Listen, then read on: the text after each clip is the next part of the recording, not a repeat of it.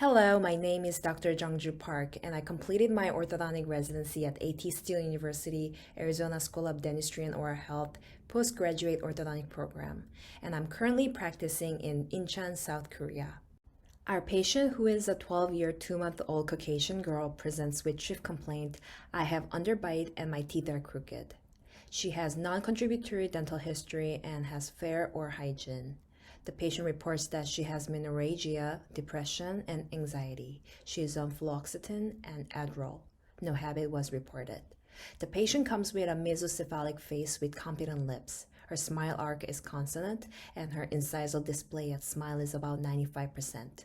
Her profile is almost straight with an obtuse nasolabial angle, average labiomental fold, and a strong chin.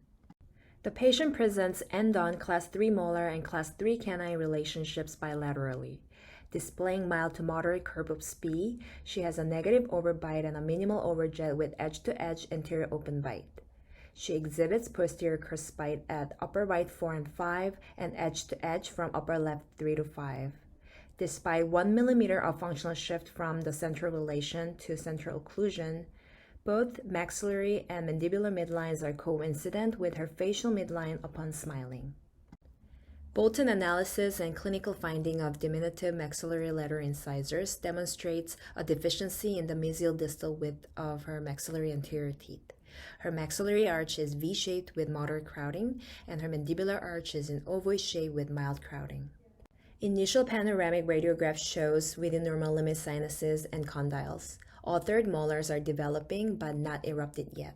No periapical radiolucency is shown. Cephalometric analysis shows a skeletal class 1 pattern with retrognathic maxilla and orthognathic mandible. Meanwhile, a width appraisal of -5 mm indicates a skeletal class 3 pattern. The patient presents normal vergent facial type with within normal limit SNMP angle. Her mandibular incisors are retroclined, and both of her upper and lower lips are retrusive to the E-line. The initial CBCT where this lateral cephalogram was prepared did not capture all of the cervical vertebrae for evaluating skeletal maturation. However, this patient was estimated to have been at or just past her peak in mandibular growth at initial visit because at 18 months into treatment, she was at cervical maturation stage 5 based on her progressed lateral cephalogram, and she reported her menarche starting about 1 year ago. The following treatment options were provided. Option number 1. Comprehensive orthodontic non-extraction treatment, bonding upper and lower 6 to 6, excluding 7s to prevent opening her bite even more. Provide camouflage treatment with class 3 elastics and maintain space for maxillary lateral incisors for prosthetic restorations. Option number 2. Comprehensive orthodontic non-extraction treatment, bonding upper and lower 6 to 6 only.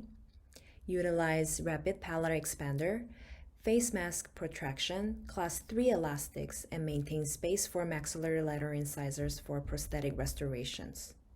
Option number 3. Comprehensive orthodontic non-extraction treatment, aligning both maxillary and mandibular arches, normalizing maxillary and mandibular incisors, observing the patient's growth, and evaluating the possible need for orthognathic surgery after the completion of growth. If you're interested in how this case was treated, please go to PCSO Bulletin 2021 Winter Edition. Thank you for your time and attention.